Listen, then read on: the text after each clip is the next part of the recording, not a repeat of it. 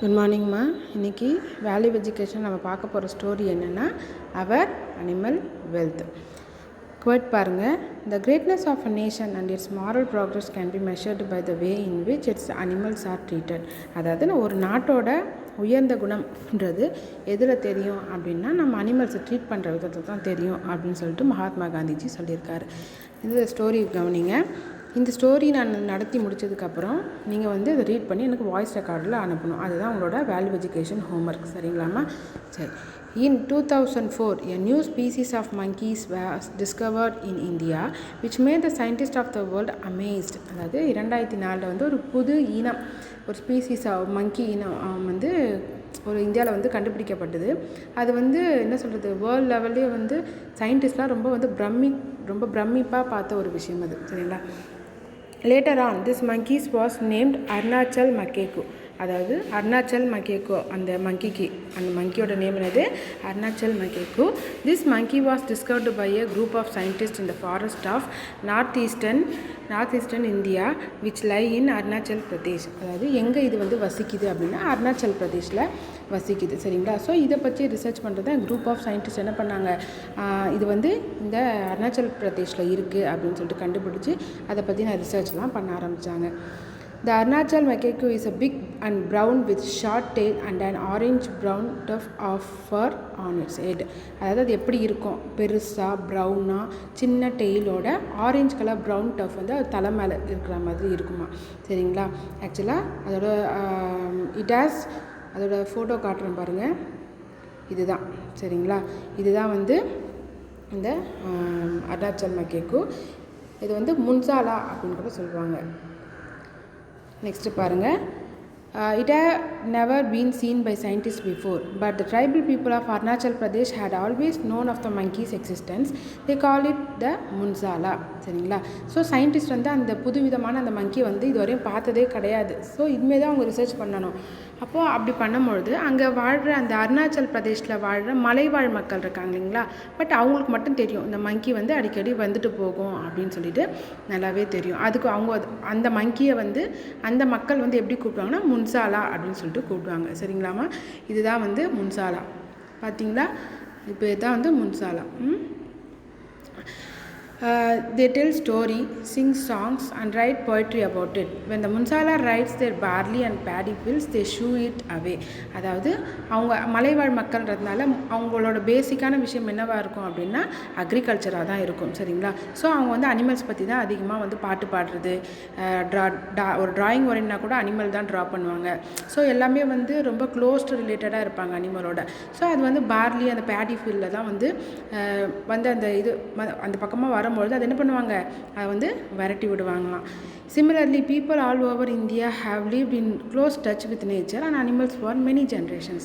In prehistoric times, thousands of years ago, people in India painted pictures of animals they saw, hunted, admired, feared and worshipped.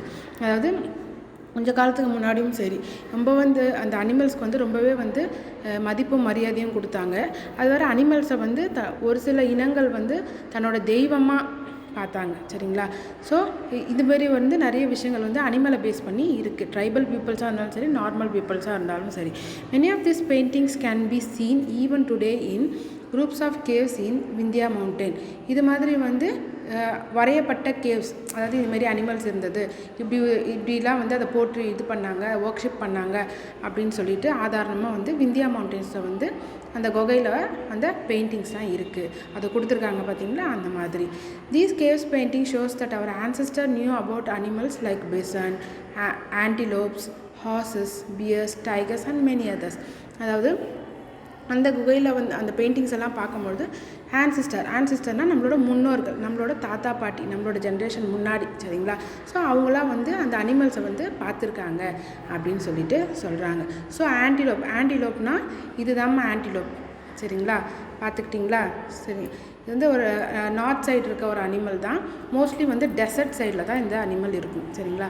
So இதெல்லாம் என்ன பண்ணியிருக்காங்க, அந்த காலத்து மக்கள் worship பண்ணியிருக்காங்க. Worship means என்ன சொல்கிறது, அதை தன்னோட தெய்வமாக வணங்கியிருக்கிறாங்க. சரிங்களா?